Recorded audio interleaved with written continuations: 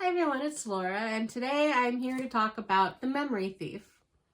So initially I had no plans to read this anytime soon, but I had just watched a video from Olive's Book Nook about underhyped fantasy books that deserve more attention, and she had mentioned this book on there, and it looked vaguely familiar, and sure enough, when I went through the books that were on my shelf that have been there for ages, this book was one of them. And it is quite short. It's just around 300 pages. And there's also an audiobook on Everend. And I figured, why not give it a shot while I'm working? And it was only, I want to say about like 4 hours, even less maybe, that it took me to get through this book. And it was a very interesting concept. It is very YA in some aspects, but if you're not opposed to that type of book, it is very interesting. So this book takes place in a world that has 4 different realms, and the magic system is very unique. I've never seen a magic system like this. It's a magic system based on memories. There are the ungifted, which is just a normal person. Then there are the gifted, who are able to take people's memories by touch. And then there are sifters, and all the rulers of the 4 realms are sifters. They're not the only sifters, but sifters is a much rarer gift. And those people are much more powerful, because while the normal gifted people require touch for stealing memories or taking memories, sifters just need visuals, basically. In order, if I see you, then I can have access to any memories that you want.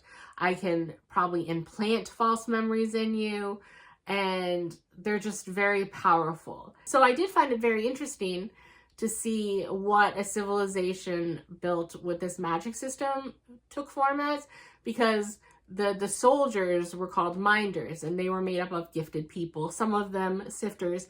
And basically in the realm we're in, if you are discovered, because you're tested at a certain age, and if you have a gift or not, and it's not something that you can really hide easily, because if one gifted person touches another gifted person, you kind of feel the magic in their skin. You kind of feel like a tingling sensation. So it's not something that you can just hide.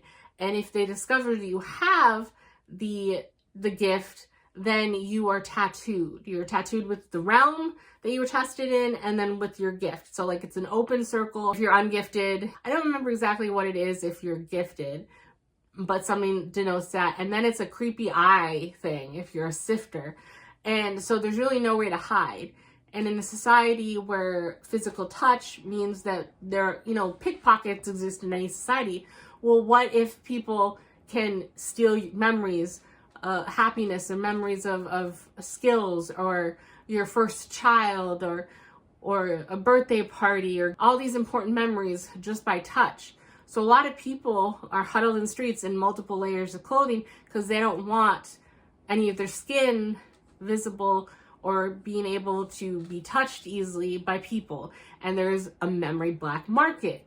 And then there are things that are called hollows, that are kind of like druggies in this world, where they kind of almost get a high on memories of stuff about people who do cliff diving or water sports, or doing extreme different things, and they kind of get a high from it, and they have the memory erased of them getting that false memory.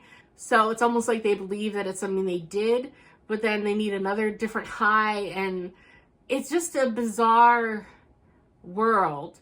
And then there's a danger that if you get too many false memories that aren't yours in your head, then you kind of lose your sense of yourself, and your eyes can become clouded. If you are gifted and you steal people's memories, if you take too many memories, like there's a cap on how many memories your brain is capable of holding, you can do damage to yourself. And then criminals, for example, I don't know if, again, we're mainly focusing in one of the 4 realms, so I don't know exactly the intricacies of if all the different realms function exactly like this. It seems not from the little, in the short book, the little book that we have. But in this book, Madame is the ruler of the realm that our main character, Julietta, or Etta Lark, lives in.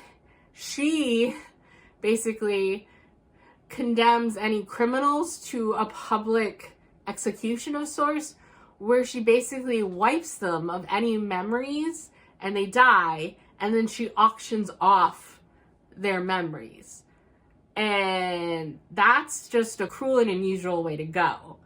So I really like a lot of the world building and the fleshed out ideas of, well, how would this world survive with this as their magic system? And there is an underground rebellion called the Shadows that are trying to kind of do the Robin Hood thing of, you know, if someone was unfairly taken, a memory was stolen from someone in the streets, they try and hunt down that memory and restore it to the person it belongs to.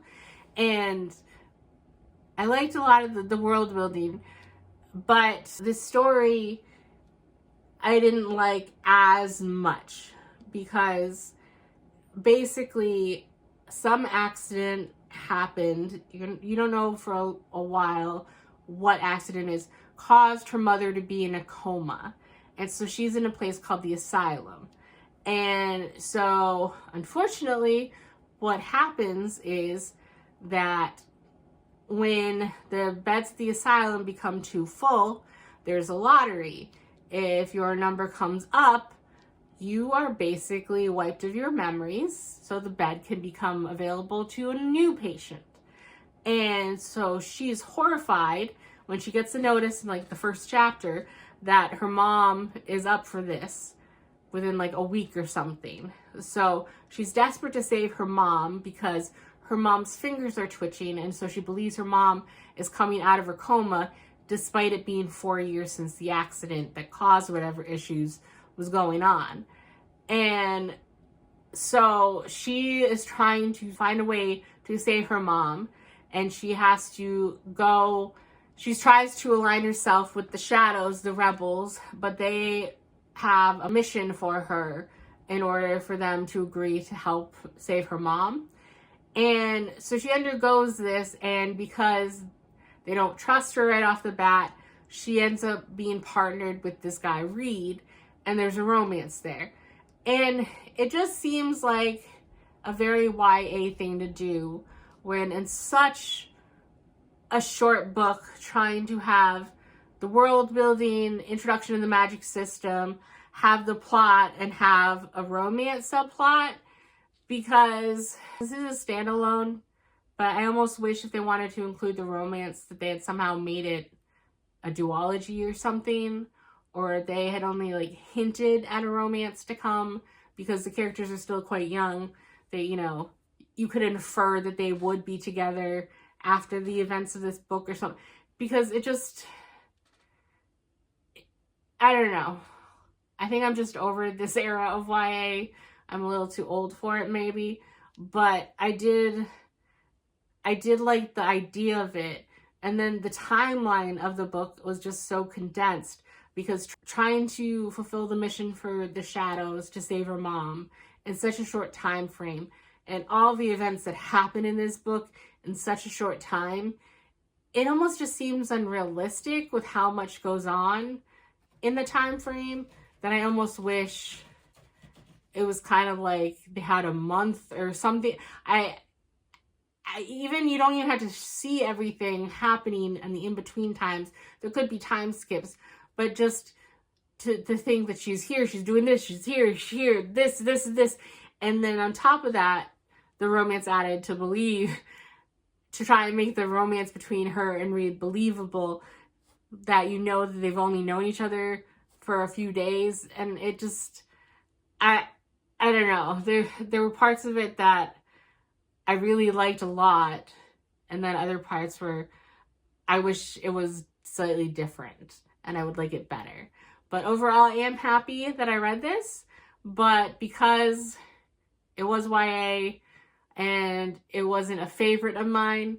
I will be getting rid of this and passing it on, and hopefully someone else will read it and enjoy it, because I am happy that I read it. I definitely do think about the magic system and the whole memories and all of that stuff, and the black market since I finished reading this. But I think I would probably give it a 3.5. And I think that's all I have to say about it. That's it for this video, and I will see you in the next one. Bye.